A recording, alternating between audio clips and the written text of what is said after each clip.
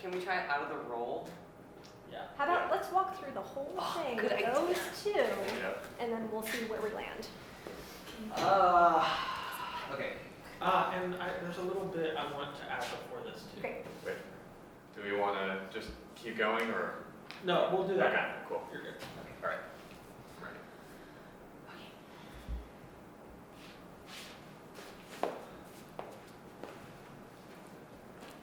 Never heard a fight this silently. Yeah. Go for the eye! I- Should we be I doing it almost said like? something. No, I'm not acting yet. Okay, I'll act. I'm like so concentrated on like left to right.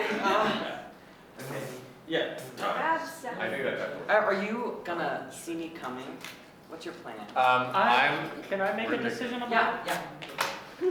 Can you stab and then there's a, let me Yeah. show you. So I'm here and stab's a place like your place on Jackson. And then I want a hand on the shoulder and then a slight push. And then, or so. You have to, yeah. Yeah, so it's here. I think it's a, Yeah. Ooh, without I punching don't the hit chair. the chair. But, Yeah. right, yes, Thomas. Yeah.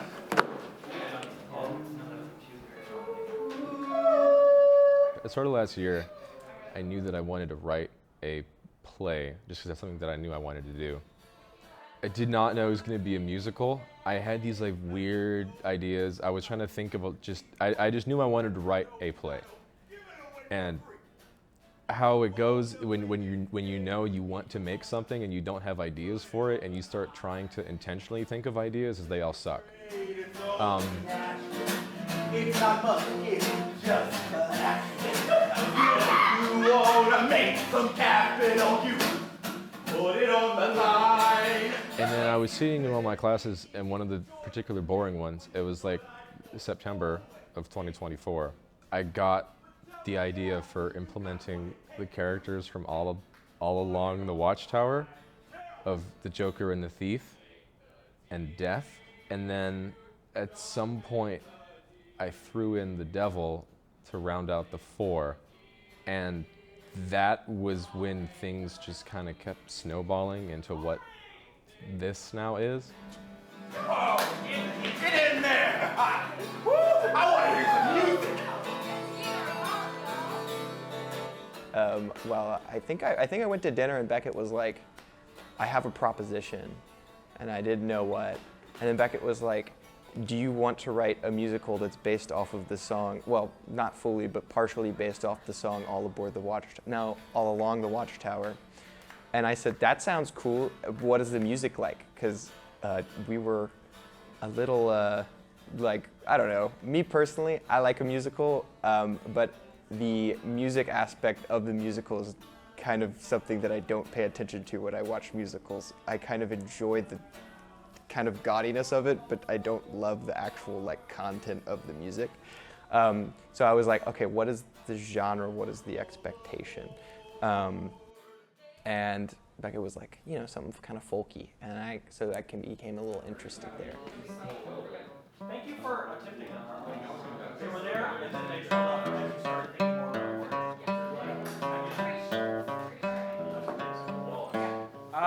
it. What's up? And you can cut to the part where it actually does.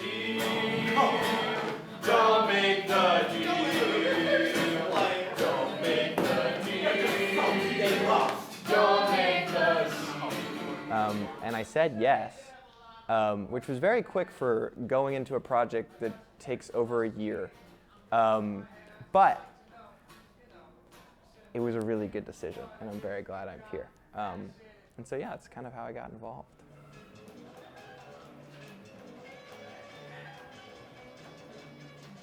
So yeah, this is my first project of this size. I'm mainly an actor. My directing experience has come from 10-minute plays. And so usually I spend about a day with the art and then I'm done. So coming into this space and being like, well, we've got just over a month. What are we gonna do with all that time? And I think part of the advantage of working on small projects is that it's like, all right, we gotta get it all done. And we've worked really quickly. And so I think I've come into this with this great like time management skill of like, we got to do this and this and this. And by the end of the day, if we don't have that done, we're behind. We got to make it up tomorrow.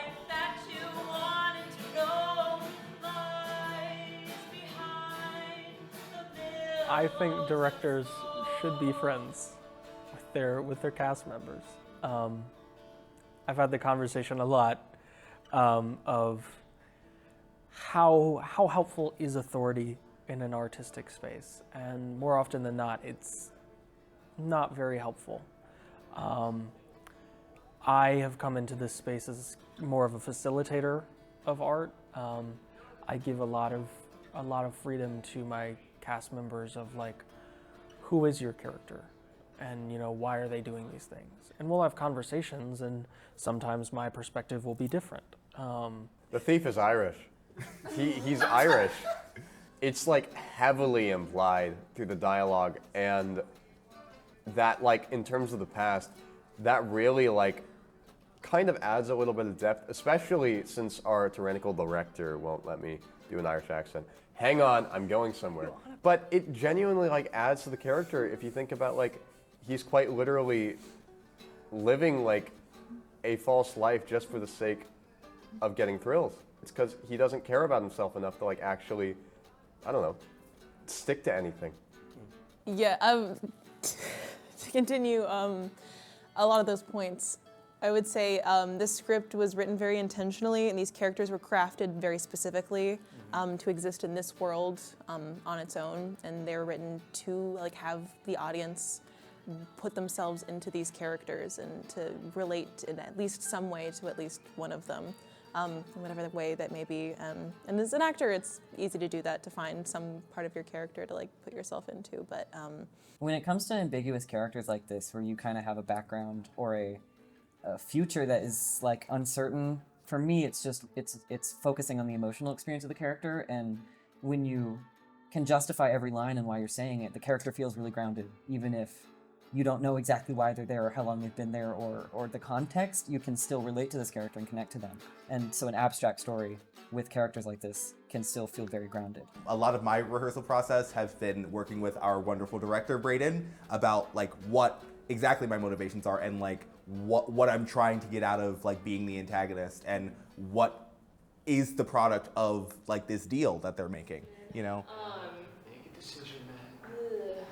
And then it goes into the key liaison, I don't speak Greek, but really cool stuff. I think the thing that was most exciting was that it was a new concept. I mean, you look back at other musicals that I've done, like Chicago, Legally Blonde, The World Goes Round, they all have like precedents for what each song and what each piece should look like. Formation-wise, dance move-wise, I mean, you look at Chicago, there's Bob Fosse, like there's these choreographer names behind each one. And this piece, there's like, it's new, it's something that I've never done before to, I don't know, make something up in my own head, which is cool. Irish thing, and then you both forgot this Day and Jackson thing. Up, or you go da-da-da, and then you swing over. And that's why you guys were. And that's why I sat down. Yes. Because I was it was incorrect. Because I forgot that, Yeah, so I am plain and dry with it, and I'm ruthless. If they get it wrong on the spot, then I'm gonna take time and work it from the beginning so they get it on their bodies right immediately, and so that they can practice it right, because that's what's really important. Sometimes when you're doing a project for longer, you can let things slide so that you get to teach the whole big cast. But luckily this cast is smaller, and usually it's mostly ensemble bits that are dancing. So then I'm only working with 4 people. I get to actually have time and like work with each one to get the right dance moves, instead of wait for later to be able to fix it later. They fix it on the spot, and they practice it on their own, and they do it the right way.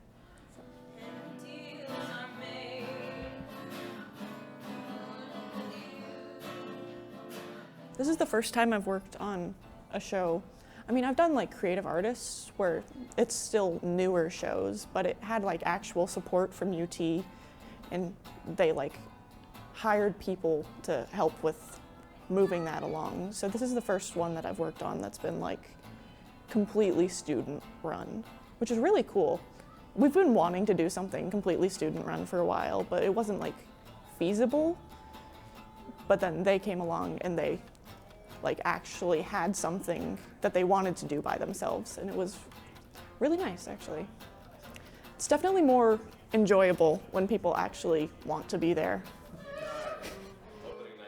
DNA of babies has been found in McDonald's burgers, as well as teeth.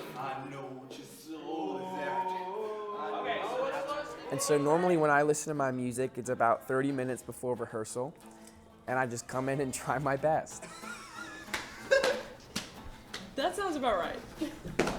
Yeah, kind of the same for me too.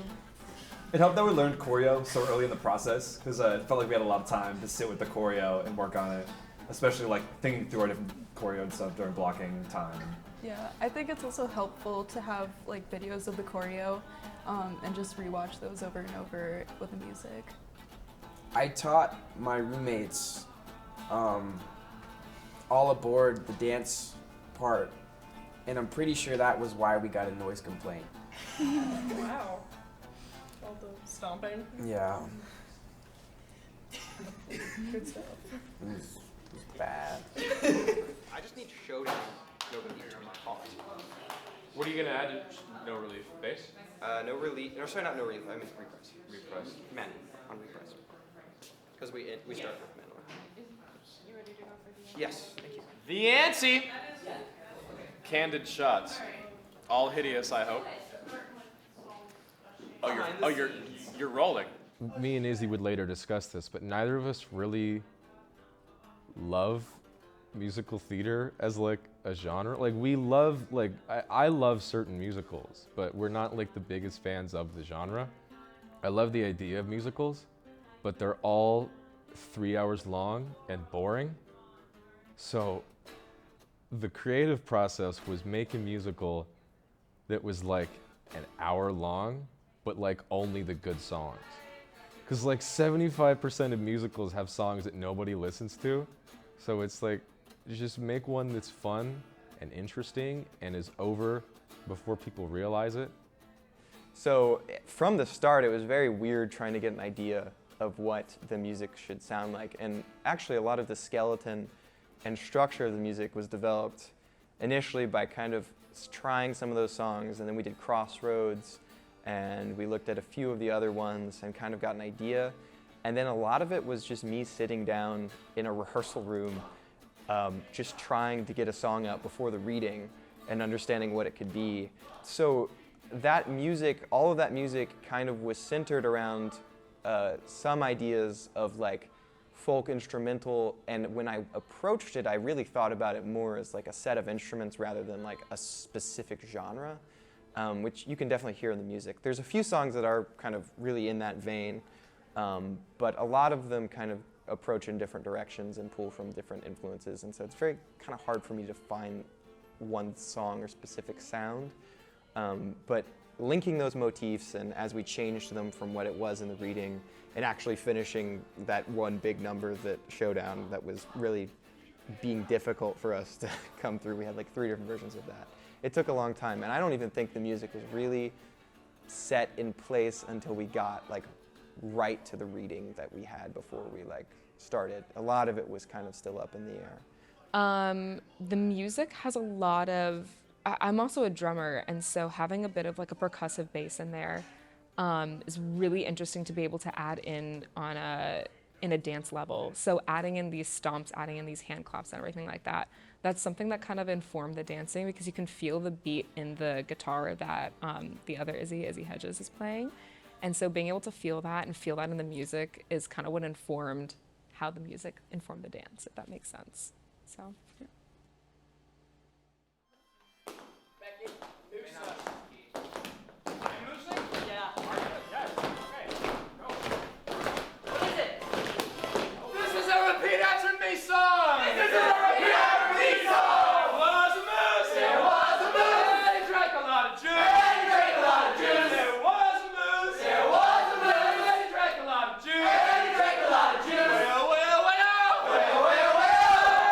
Well,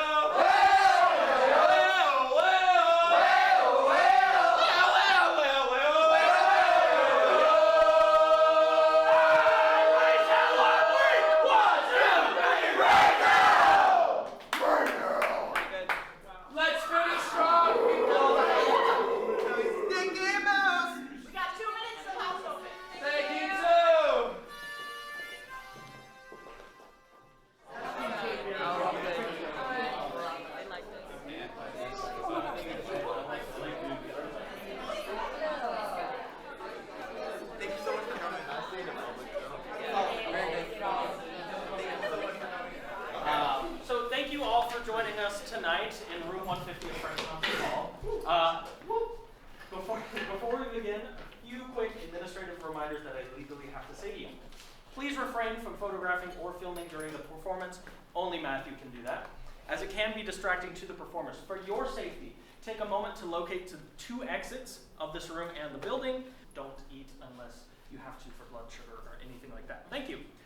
More excitingly, welcome to the world premiere of All Aboard the Watchtower.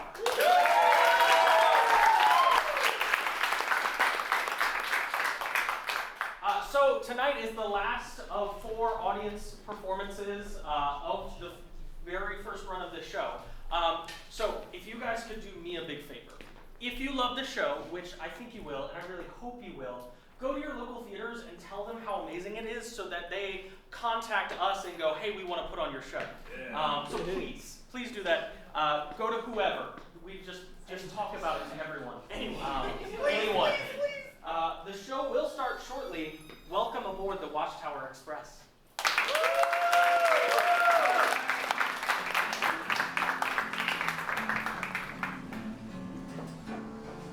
When we were doing this like a semester ago, Crossroads song I think was the big one, where like that was like the first song that I wrote for this show. And like I had a very specific way I wanted it sung, and I kind of still do.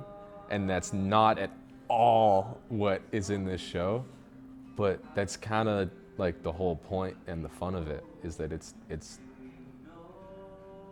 now this amorphous thing that is not only not in my mind anymore, but it's like real.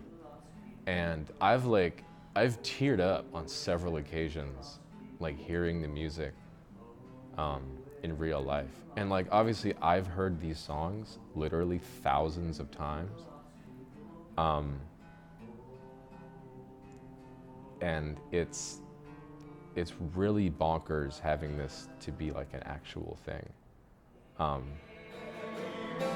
would say, yeah, the script really lends itself to being a palatable story and experience that you can fall into somebody that's not quite you, but you've also like, you know, lived like these stories and seen these people before.